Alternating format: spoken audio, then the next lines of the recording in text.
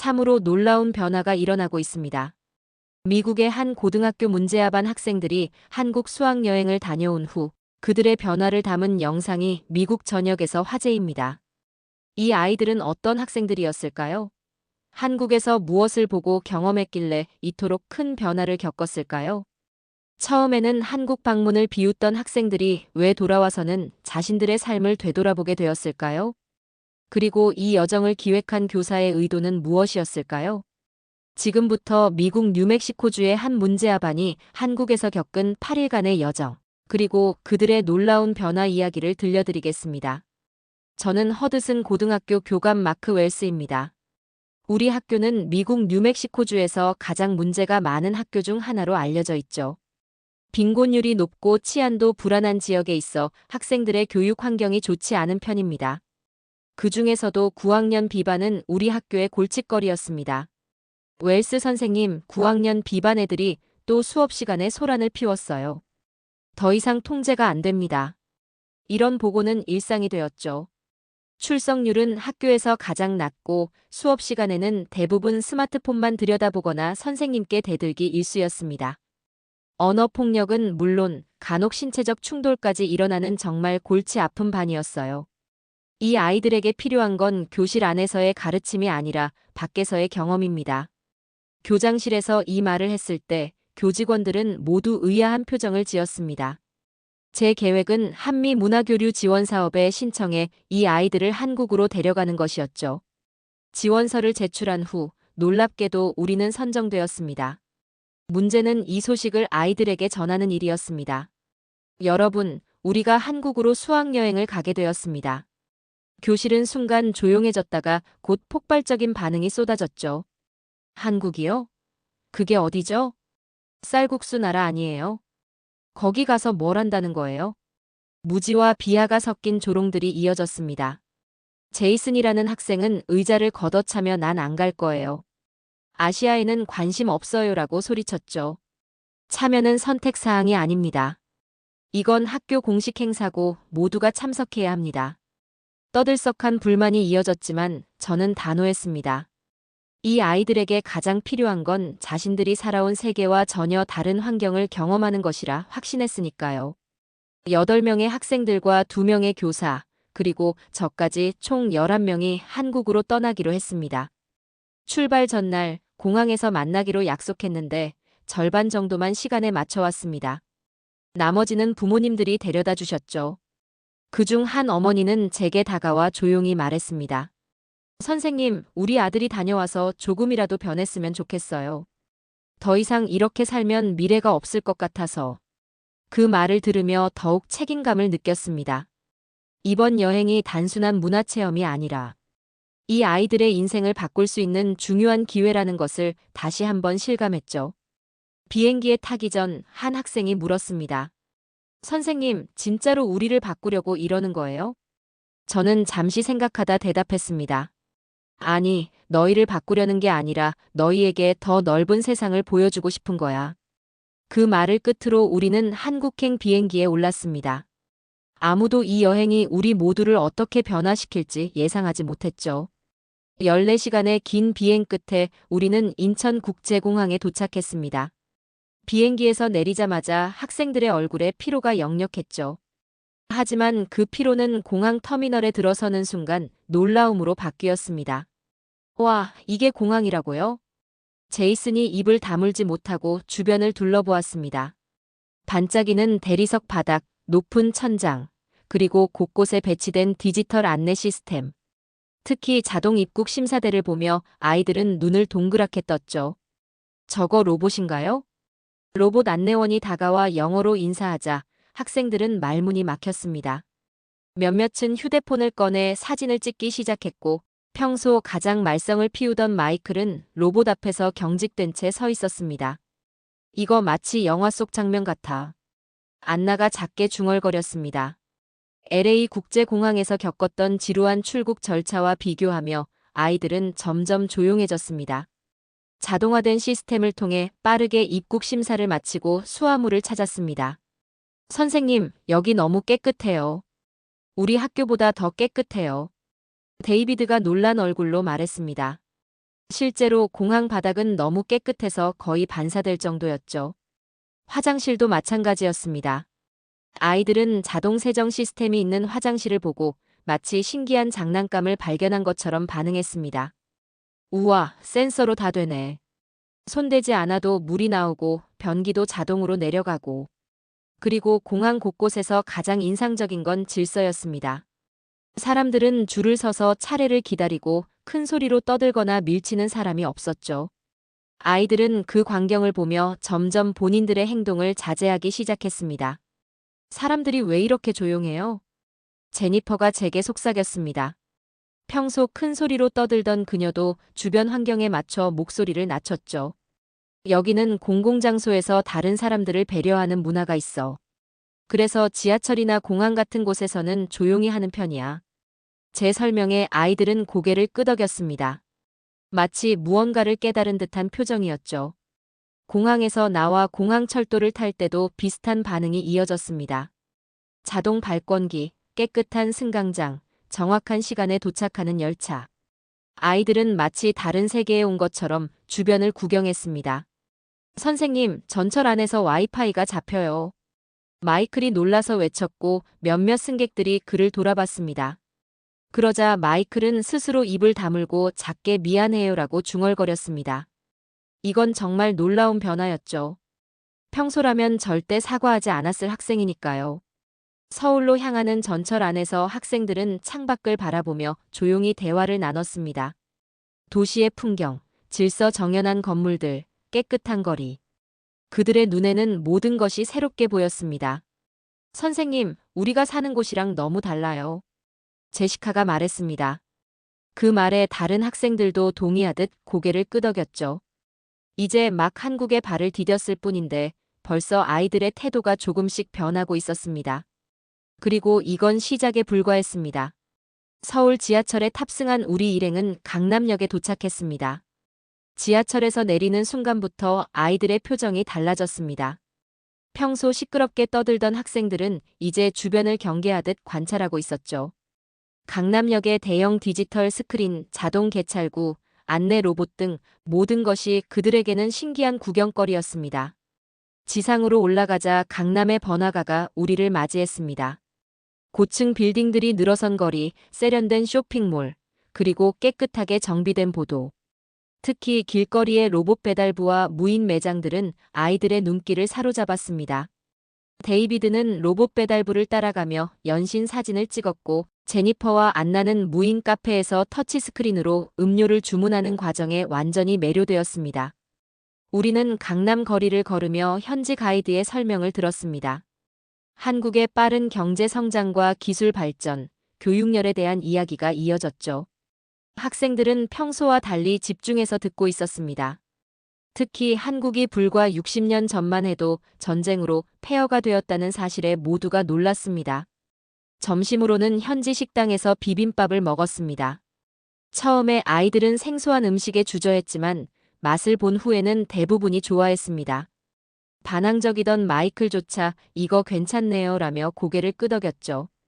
오후에는 코엑스몰을 방문했습니다. 지하에 자리 잡은 거대한 쇼핑단지와 도서관은 아이들에게 또 다른 충격을 주었습니다. 특히 별마당 도서관의 높은 책장들과 독서하는 사람들의 모습에 모두가 감탄했습니다. 평소 책과는 거리가 멀던 제이슨도 한 권의 영어책을 집어들고 한참을 읽더군요. 강남의 첨단 기술과 도시 인프라를 체험하면서 우리 학생들의 태도는 점점 달라졌습니다. 처음에는 모든 것을 조롱하고 비웃던 모습이 사라지고 대신 진지함과 호기심이 그 자리를 채웠습니다. 특히 디지털 디스플레이가 있는 버스 정류장에서 버스를 기다리며 마이클이 한 말이 기억에 남습니다. 우리 사는 곳이 너무 낙후된 거였어요. 그 말에 다른 아이들도 깊이 공감하는 듯 했습니다. 처음으로 그들의 시선에서 부끄러움을 발견했습니다. 그동안 자신들이 당연하게 여겼던 것들이 사실은 훨씬 더 발전될 수 있다는 사실을 깨달은 겁니다. 호텔로 돌아가는 길, 우리는 지하철을 다시 이용했습니다. 이번에는 아이들이 자발적으로 질서를 지키며 현지인들처럼 행동하려 노력했습니다. 큰 소리로 떠들거나 자리를 차지하는 행동 없이 주변 사람들을 배려하는 모습이었죠. 심지어 제시카는 노인에게 자리를 양보하기까지 했습니다. 저녁 식사 후 호텔 로비에서 오늘의 경험을 공유하는 시간을 가졌습니다. 학생들은 예상보다 진지한 태도로 자신의 생각을 나눴습니다. 가장 인상적이었던 것, 가장 놀라웠던 것, 그리고 우리 지역 사회와 비교했을 때 무엇이 다른지 등을 이야기했습니다. 그날 밤 제 일기장에 이렇게 적었습니다. 단 하루 만에 아이들에게서 변화가 보인다. 그들은 더 이상 냉소적이지 않고 무언가를 배우려는 의지를 보이고 있다. 어쩌면 이 여행이 정말로 효과가 있을지도 모르겠다. 다음 날 우리는 경주로 향했습니다. 현대적인 서울에서 천년 역사를 간직한 도시로의 여행. 아이들이 한국의 역사와 전통을 어떻게 받아들일지 기대되었습니다. 경주로 가는 KTX 안에서 학생들은 대부분 조용히 창밖을 바라보거나 핸드폰을 들여다보고 있었습니다. 서울에서의 첫날 경험이 그들에게 깊은 인상을 남긴 듯했죠. 고속으로 달리는 열차의 안정감과 깨끗한 객실 환경에 아이들은 또 한 번 놀라워했습니다. 경주에 도착하자 풍경이 완전히 달라졌습니다. 현대적인 고층 빌딩 대신 넓게 펼쳐진 자연과 곳곳에 흩어진 고분들이 보였죠. 가이드의 안내로 우리는 첫 번째 목적지인 불국사로 향했습니다. 불국사에 들어서자 학생들의 표정이 묘하게 변했습니다. 화려한 색감의 단청과 정교한 석조 건축물 앞에서 그들은 말을 잃었습니다. 가이드가 석가탑과 다보탑의 역사를 설명할 때 평소 수업 시간에 절대 보이지 않던 집중력으로 경청했죠. 이 탑은 1200년 전의 돌 하나하나를 손으로 쌓아 올린 것입니다. 가이드의 설명에 데이비드가 탑을 가만히 바라보더니 손가락으로 돌의 이음새를 조심스럽게 만졌습니다. 그리고 평소와 다르게 진지한 표정으로 중얼거렸습니다. 우린 돌을 던졌는데 여기선 돌로 예술을 만들었네. 다음으로 우리는 천마총을 방문했습니다. 신라 시대 왕과 귀족들의 무덤인 고분 앞에서 학생들의 태도는 더욱 경건해졌습니다. 마이클은 자발적으로 모자를 벗었고 다른 학생들도 그를 따라했습니다. 무덤 속에서 발견된 천마도와 금관 등 유물을 보며 아이들은 경외심을 느끼는 듯 했습니다. 점심 식사 후 우리는 첨성대로 이동했습니다. 동양에서 가장 오래된 천문대라는 설명에 아이들은 또 한 번 놀랐습니다. 별을 관측하기 위해 7세기에 이미 이런 시설을 만들었다는 사실이 그들에게는 충격적이었죠. 안나가 역사 교과서에서 이런 내용을 배우지 않았다고 의문을 제기했을 때 저는 명확한 답을 주지 못했습니다. 서구 중심적인 역사 교육의 한계를 그때 처음으로 인식했죠. 경주 박물관에서는 신라의 찬란한 문화유산들을 감상했습니다. 금관, 금제 귀걸이, 도자기 등 정교한 공예품들 앞에서 학생들은 시간 가는 줄 모르고 관람했습니다. 박물관을 나오면서 제니퍼가 역사와 정체성에 대한 생각을 나눴고 이런 깊은 질문이 문제아로 낙인 찍혔던 학생에게서 나온다는 사실이 저를 놀라게 했습니다. 저녁에는 경주 시내의 작은 식당에서 전통 한식을 먹었습니다. 처음 보는 반찬들과 된장찌개 앞에서 아이들은 망설였지만 용기를 내어 모든 것을 시도했습니다. 그리고 대부분의 음식에 호의적인 반응을 보였죠. 식사 후 우리는 동궁과 월지를 방문했습니다. 저녁 노을을 배경으로 물에 비친 고대 건축물의 모습은 환상적이었습니다. 학생들은 자발적으로 휴대폰을 꺼내 사진을 찍기 시작했습니다. 평소 소셜미디어에 부정적인 내용만 올리던 그들이 이제는 아름다운 순간을 기록하고 있었죠. 숙소로 돌아와 하루를 마무리하는 시간, 학생들의 소감은 놀라웠습니다. 그들은 경주에서 보고 느낀 것들을 진지하게 나눴고 특히 역사의 중요성에 대해 깊이 생각하게 되었다고 말했습니다. 제시카는 자신이 다니는 학교 건물이 50년 된 것도 오래되었다고 생각했는데 1000년이 넘는 건축물을 보니 시간에 대한 개념이 완전히 바뀌었다고 고백했죠. 그날 밤 저는 다시 일기를 썼습니다. 아이들이 역사 앞에서 겸손해졌다. 그들은 자신들보다 훨씬 오래된 것들을 존중하는 법을 배우고 있다. 이것은 단순한 여행이 아니라 정신적 성장의 과정이 되고 있다. 다음 날 우리의 일정은 템플스테이였습니다. 현대적 도시와 고대 문화를 경험한 후 이제 정신적 수행의 시간이 다가오고 있었습니다. 다음 날 아침 우리는 경주 외곽에 있는 한 사찰로 향했습니다. 템플스테이가 어떤 것인지 학생들에게 간단히 설명했지만 그들은 여전히 의아한 표정이었습니다. 사찰에 도착하자 주지스님이 우리를 맞이해 주셨고 간단한 절차 후 각자의 방으로 안내받았습니다. 방은 놀라울 정도로 소박했습니다. 온돌방에 얇은 요와 이불만 놓여 있었죠. 화려한 장식이나 가구는 전혀 없었습니다. 학생들은 처음에 불평을 했지만 이내 적응하기 시작했습니다. 가장 큰 충격은 핸드폰을 제출해야 한다는 것이었습니다. 주지스님께서 모든 전자기기를 수거하시자 학생들은 마치 산소가 끊긴 것처럼 당황했습니다. 특히 제이스는 거의 폭발할 것 같은 표정이었죠. 하지만 스님의 단호하고도 자비로운 태도에 결국 모두가 순응했습니다. 여러분이 진정한 자신을 만나는 시간이 될 것입니다. 스님의 말씀에 학생들은 반신반의하는 표정이었습니다. 하지만 그 말이 얼마나 진실이었는지를 곧 깨닫게 될 줄은 아무도 몰랐죠. 첫 번째 일정은 사찰 예절 배우기였습니다. 바른 자세로 앉는 법, 절하는 법, 그리고 차를 마시는 예법까지. 평소 바른 자세로 앉은 적 없던 아이들이 무릎을 꿇고 앉아있는 모습은 새로웠습니다. 처음에는 불평하던 그들도 차츰 집중하기 시작했습니다. 점심 식사는 바로 공양이었습니다. 음식을 남기지 않고 깨끗이 비우는 것, 소리내지 않고 먹는 것, 그리고 자신이 사용한 그릇을 직접 닦는 것까지. 이런 경험은 학생들에게 큰 도전이었습니다. 하지만 놀랍게도 그들은 진지하게 임했고 식사 후에는 모두가 자신의 그릇을 깨끗이 닦아 정리했습니다. 오후에는 108배 수행이 있었습니다. 처음 듣자마자 학생들은 눈을 동그랗게 떴습니다. 108번이나 절을 한다는 것이 믿기지 않았던 모양입니다. 하지만 스님의 지도에 따라 하나씩 절을 하기 시작했습니다. 처음에는 웃고 떠들던 아이들도 20배쯤 되자 조용해졌습니다. 50배를 넘어갈 때는 이마에 땀이 맺혔고 80배가 넘어갈 때는 숨이 가빠졌습니다. 놀라웠던 것은 마이클의 변화였습니다. 평소 학교에서 욕설을 자주 하던 그가 90배쯤 되었을 때 눈물을 흘리기 시작했습니다. 나중에 그는 자신도 모르게 울었다고 고백했죠. 신체적 고통과 정신적 집중이 그의 내면의 변화를 일으킨 것 같았습니다. 108배가 끝난 후 학생들은 완전히 지쳐 있었지만 그들의 표정은 이상하게 평온했습니다. 함께한 고통이 그들을 하나로 묶어준 듯 했습니다. 저녁 식사 후에는 명상 시간이 있었습니다.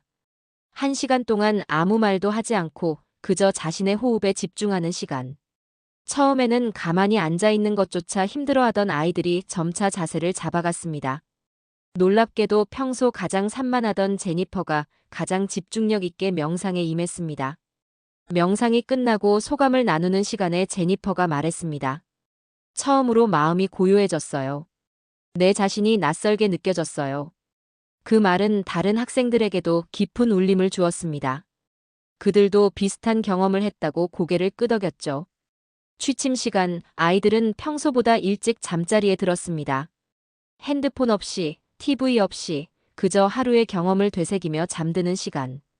그리고 다음 날 새벽 4시에 모두를 깨우는 목탁 소리가 울렸습니다. 새벽 예불을 마치고 템플스테이를 떠난 우리는 서울로 돌아갔습니다. 학생들의 표정이 템플스테이 전과는 확연히 달라져 있었습니다. 아직 완전히 변화했다고 말하기는 이르지만 그들의 눈빛에는 분명 무언가 달라진 점이 있었죠. 특히 평소 가장 거칠었던 마이클은 차분해진 모습이었습니다. 서울로 돌아온 우리는 광장시장으로 향했습니다. 현대적인 서울의 모습과 전통이 공존하는 시장을 보여주고 싶었거든요. 시장 입구에 들어서자마자 다양한 음식 냄새와 사람들의 활기찬 목소리가 우리를 반겼습니다. 좁은 골목마다 음식점과 옷가게, 액세서리 가게들이 빼곡히 들어서 있었죠. 이게 다 뭐예요? 제니퍼가 다양한 길거리 음식을 가리키며 물었습니다. 가이드는 하나하나 설명해 주었고 우리는 시장 한복판에서 점심으로 김밥과 빈대떡을 먹기로 했습니다. 찻입을 베어 물자마자 학생들의 표정이 밝아졌습니다. 와, 이 김밥 정말 맛있어요. 데이비드가 연신 김밥을 먹으며 말했습니다. 다른 학생들도 빈대떡과 떡볶이, 순대 등을 맛보며 즐거워했습니다. 심지어 평소 까다로운 입맛을 가진 안나도 음식에 대해 좋은 평가를 내렸죠. 식사 후에는 어른들을 위한 막걸리도 맛보았습니다. 물론 아주 소량이었지만 학생들은 이 새로운 경험에 흥미를 보였습니다. 시장 구경을 마친 후 우리는 근처 한복 체험장으로 향했습니다. 다양한 색상과 디자인의 한복이 전시되어 있었고 학생들은 각자 마음에 드는 한복을 골라 입었습니다. 처음에는 어색해하며 장난스럽게 구는 모습이었지만 거울 앞에 서서 자신의 모습을 본 후에는 표정이 달라졌습니다.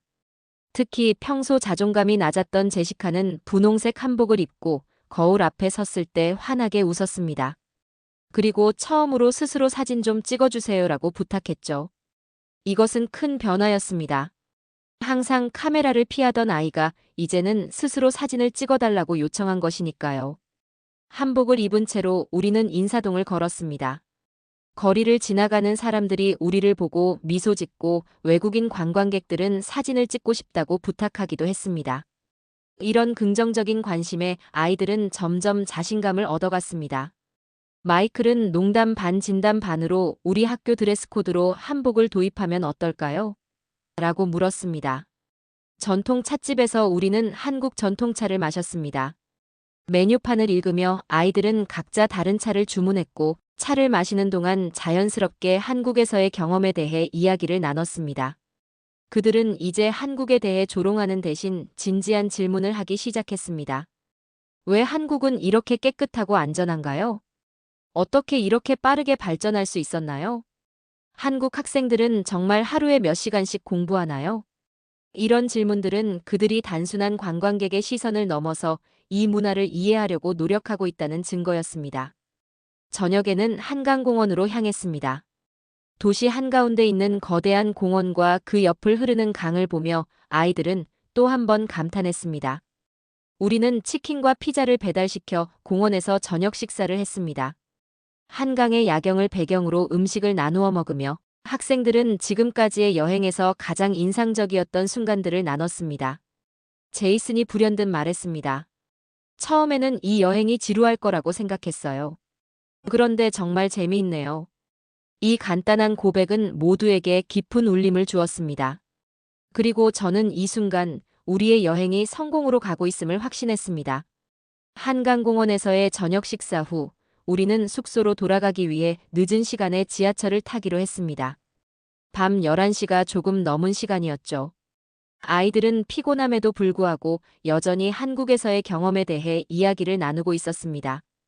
지하철역으로 걸어가는 길에 우리는 모두 한 가지 사실에 주목하게 되었습니다. 늦은 시간임에도 거리에는 여성들이 혼자 걷고 있었고 학생들처럼 보이는 젊은이들도 여럿 보였습니다. 더 놀라운 것은 스마트폰을 들여다보며 걷는 사람들이 많다는 것이었죠. 안나가 놀란 표정으로 밤에도 사람들이 돌아다니는지 물었고 가이드는 한국이 세계에서 가장 안전한 나라 중 하나라고 설명했습니다. 밤에도 여성들이 혼자 다니는 것이 특별한 일이 아니라는 말에 학생들은 서로를 쳐다봤습니다. 그들의 고향에서는 밤에 혼자 걷는 것이 위험한 일이었기 때문입니다. 제이슨이 조용히 자신의 동네였다면 이 시간에 혼자 걷는 건 큰일 날 일이라고 말했고 다른 학생들도 고개를 끄덕이며 동의했습니다. 갑자기 모두가 조용해졌고 특히 여학생들의 표정이 복잡해 보였습니다. 지하철역에 도착해 전철을 기다리는 동안 학생들은 더 이상 장난을 치지 않았습니다. 그들은 주변의 한국인들을 관찰하고 있었죠. 깨끗한 역사, 정확한 시간에 도착하는 전철, 그리고 늦은 시간에도 안전하게 귀가하는 사람들. 전철 안에서 마이클이 그동안 너무 위험한 걸 당연하게 살았다고 말했고 그 한마디에 모두가 깊은 생각에 잠겼습니다. 안전이라는 것이 특권이 아닌 기본적인 권리여야 한다는 사실을 처음으로 인식한 순간이었습니다. 숙소에 도착한 후 우리는 로비에서 잠시 모여 앉았습니다. 평소와 달리 아이들은 자발적으로 둘러앉아 이야기를 나누고 싶어 했습니다. 제니퍼가 한국이 안전한 이유에 대해 물었고 저는 여러 요인들을 설명했습니다. 데이비드는 자신의 학교도 모두가 안전하다고 느끼는 곳이 될 수 있을지 궁금해했습니다. 이런 질문이 나왔다는 것 자체가 큰 변화였습니다. 학교 창문을 깨뜨리고 다른 학생들을 위협했던 아이가 이제는 안전한 환경에 대해 고민하고 있었으니까요. 밤이 깊어가는데도 아이들은 깨어 있었고 그들의 눈빛은 맑았습니다. 이것은 단순한 관광이 아닌 깊은 배움의 순간이었습니다. 마침내 방으로 돌아갈 시간이 되었을 때 제시카가 학교로 돌아가면 뭔가 다르게 해보고 싶다고 말했고 다른 학생들도 동의했습니다. 그날 밤 저는 일기에 이렇게 적었습니다. 한국의 안전한 거리가 우리 아이들에게 가장 강력한 교훈이 되었다. 그들은 오늘 밤 자신들이 살아온 환경이 어떤 것인지를 객관적으로 바라보게 되었다. 그리고 더 나은 것이 가능하다는 희망을 보았다. 마지막 날 아침, 우리는 인사동 근처의 카페에 모였습니다. 오늘 일정은 자유로운 쇼핑과 관광 후 오후에 공항으로 향하는 것이었죠. 카페에서 커피를 마시며 학생들과 이 여행에 대한 소감을 나누기로 했습니다. 여러분, 이제 곧 집으로 돌아가게 됩니다. 한국에서의 일주일이 어땠는지 솔직한 소감을 들려주면 좋겠네요. 처음에는 아무도 말을 꺼내지 않았습니다. 그들은 서로 눈빛을 교환하더니 마침내 평소 말이 적던 데이비드가 입을 열었습니다. 저는 처음에 한국에 대해 아무것도 몰랐어요. 그냥 아시아의 어떤 나라일 뿐이었죠. 하지만 이제는 다시 오고 싶은 곳이 되었습니다.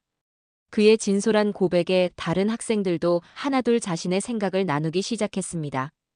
안나는 한국의 역사적 유산에 가장 감동받았다고 했고, 제니퍼는 템플스테이에서의 경험이 자신의 마음을 진정시키는데 도움이 되었다고 말했습니다. 마이클의 소감은 특히 인상적이었습니다. 처음엔 이게 그냥 교화 프로그램이라며 비웃었어요. 선생님이 우리를 변화시키려는 시도라고 생각했죠. 그런데 지금은 솔직히 내 인생이 조금 미안해요. 우리가 살아온 방식이 최선이 아니라는 걸 알게 됐으니까요. 그의 솔직한 고백에 아이들은 잠시 조용해졌습니다. 학생들은 서로의 눈을 바라보며 공감을 나누었습니다. 제시카가 이어 말했습니다. 저는 한국 사람들의 서로에 대한 배려가 가장 인상적이었어요. 공공장소에서 조용히 하고 어른들에게 자리를 양보하고 자기가 먹은 음식은 자기가 치우는 것. 그런 작은 것들이 모여서 더 좋은 사회를 만드는 것 같아요. 이어서 제이슨이 놀라운 말을 꺼냈습니다. 우리 학교로 돌아가면 뭔가 다르게 해보고 싶어요. 우리가 본 것들을 다른 학생들에게도 보여주고 싶어요. 발표 같은 거요. 평소 발표는커녕 수업 자체를 거부하던 학생의 입에서 이런 말이 나온다는 것은 믿기 힘든 변화였습니다. 아이들의 소감을 들으며 나는 이 여행이 단순한 문화체험이 아니라 그들의 세계관을 확장시키는 계기가 되었다는 것을 실감했습니다. 그들은 더 이상 자신들의 작은 세계에 갇혀있지 않았습니다. 더 넓은 가능성을 보았고 그것이 그들에게 희망을 주었습니다. 카페를 나와 마지막 쇼핑을 하는 동안 학생들은 서로를 도우며 기념품을 골랐습니다. 평소 서로를 괴롭히던 마이클과 제이슨이 함께 선물을 고르는 모습은 정말 인상적이었죠. 그들은 서로의 의견을 존중하고 양보하는 법을 배우고 있었습니다. 공항으로 향하는 버스 안에서 저는 조용히 이 변화에 대해 생각했습니다. 이 아이들을 데려온 것은 내가 그들을 바꾸기 위함이었지만 정작 바뀐 것은 나 자신이었습니다. 한국은 우리 모두를 되돌아보게 한 나라였습니다. 인천공항에 도착해 체크인을 마친 후 우리는 출국장 앞에서 마지막으로 모였습니다. 학생들은 한국을 떠나기 아쉬워하는 표정이었습니다. 선생님, 우리 내년에도 올 수 있을까요? 마이클의 질문에 다른 학생들도 기대에 찬 눈빛으로 저를 바라봤습니다. 저는 웃으며 대답했습니다. 그건 여러분에게 달려 있어요. 이번 여행에서 배운 것들을 학교에서 실천한다면 다음 여행도 가능할 거예요. 비행기에 오르며 저는 이 여행이 끝이 아닌 시작임을 느꼈습니다. 이 학생들이 자신들의 경험을 다른 아이들과 나누고 작은 변화들을 만들어갈 것이라는 희망이 생겼습니다. 그리고 그 희망은 우리가 뉴멕시코로 돌아가는 긴 비행 내내 저를 따뜻하게 했습니다. 긴 영상 시청해주셔서 감사합니다. 구독과 좋아요는 영상 제작에 큰 힘이 됩니다. 내일은 더 좋은 영상으로 찾아오겠습니다.